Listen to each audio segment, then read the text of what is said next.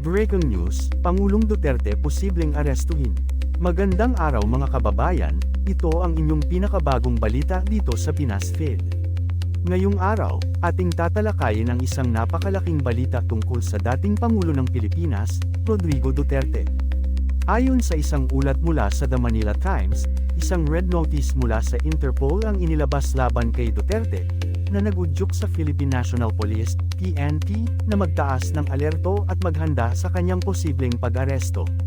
Narito ang buong detalye. Ayon sa isang hindi pinangalanang mapagkukunan, mahigit 7,000 pulis ang itinalaga upang hanapin at arestuhin si Duterte. Ang pagkilos na ito ay tugon sa utos ng International Criminal Court, ICC, na kasalukuyang nagsasagawa ng investigasyon laban sa dating Pangulo. Ang investigasyon ay may kaugnayan sa libu-libong kaso ng pagkamatay na naiugnay sa kampanya kontra droga ng kanyang administrasyon. Kasama sa mga paghahandang ito ang mas mahigpit na seguridad sa mga pangunahing entry points ng bansa. Binabantayan ngayon ng mga awtoridad ang mga paliparan at pantalan upang tiyakin na walang magiging sagabal sa posibleng operasyon. Ngunit ayon sa mga ulat, ang pangunahing focus ng operasyon ay nasa Metro Manila at sa Davao, ang mismong baluarte ni Duterte.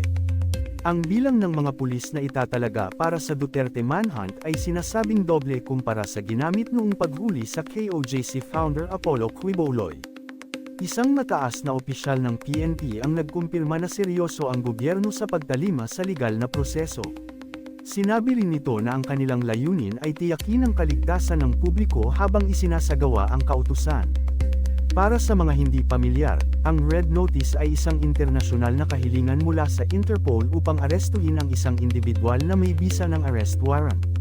Sa kaso ni Duterte, ang arrest warrant umano ay inisyu ng ICC, na patuloy na nag-iimbestiga sa posibleng mga krimen laban sa sangkatauhan.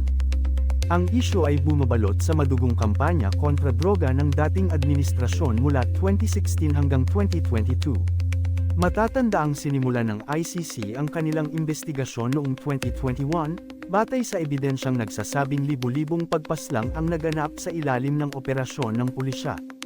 Bagaman umatras ang Pilipinas mula sa ICC noong 2019, iginiit ng korte na mayroon pa rin silang jurisdiction sa mga kasong naganap bago ang pagkalas ng bansa. Sa kabila nito, patuloy na tinatanggihan ni Duterte ang awtoridad ng ICC sa Pilipinas. Isang nakakagulat na detalye sa Red Notice ay si Duterte lamang ang itinuring na pangunahing target ng utos. Hindi kasama si Senador Ronald Bato de la Rosa, na noon ay PNP chief sa kasagsagan ng kampanya kontra droga. Ayon sa isang legal expert, maaaring ito ay isang indikasyon ng selective approach ng ICC o kaya naman ay may iba pang red notice na ilalabas sa ibang pagkakataon. Samantala, nananatiling maingat ang Administrasyong Marcos sa isyong ito, habang iginiit ng ilan sa gobyerno na hindi makikipagtulungan ang bansa sa ICC, sinabi naman ng Malacanang na nakahanda sila sa anumang maaaring mangyari. Sinabi ni Presidential Communications Office, PCO, ad Interim Secretary J. Ruiz na ang pamahalaan ay handa sa anumang eventuality. Kasalukuyang nasa Hong Kong si Duterte kasama ang kanyang pamilya at ilang dating opisyal ng gobyerno. Lumipad siya patungong Hong Kong noong nakaraang Biyernes, at marami ang nagsasabi na ito ay isang hakbang upang maiwasan ang posibleng pag-aresto. Gayunpaman, ayon kay Salvador Panelo, dating Presidential Legal Counsel, matagal nang nakaplano ang biyahe ni Duterte at ito'y walang kinalaman sa ICC.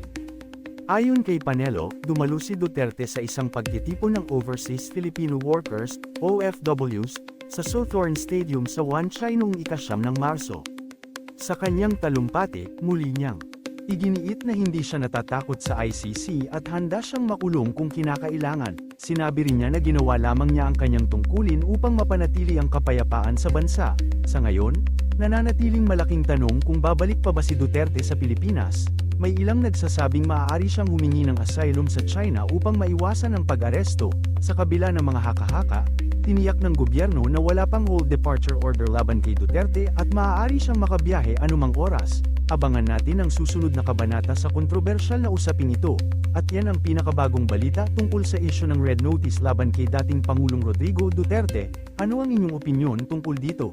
I-comment nyo lang sa ibaba at huwag kalimutang i-like at i-subscribe ang ating channel para sa iba pang mga balita at update. Hanggang sa muli. At ito ang Pinas Feed. Maraming salamat at ingat lagi.